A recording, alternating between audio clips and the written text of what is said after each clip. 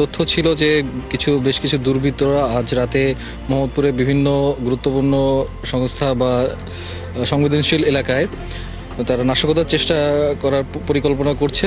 সেইখানে এখানে কিছু দুর্বৃত্তরা ছিল। তো আমরা সে খবর পেয়ে এখানে আসা, আমাদের উপস্থিতি টের পেয়ে তারা এখান থেকে 3-4 জন দুর্বৃত্ত এখান থেকে পালিয়ে যায়। তো আমাদের পরে আমরা ঘটনাস্থল থেকে প্রায় 6টি পেট্রোল বোমা এবং 4টি ককটেল বোমা উদ্ধার করি।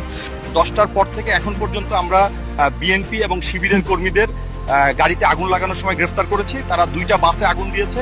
বাসে আমাদের কাছে প্রমাণ আছে তারা ককটেল মারছে এবং দোষ আওয়ামী লীগের উপর চাপানোর চেষ্টা করছে। প্রিয় দেশবাসীকে অনুরোধ করব, আপনারা আগামীকাল 13 তারিখ নিজ গৃহে অবস্থান করুন এবং যানবাহন এড়িয়ে চলুন।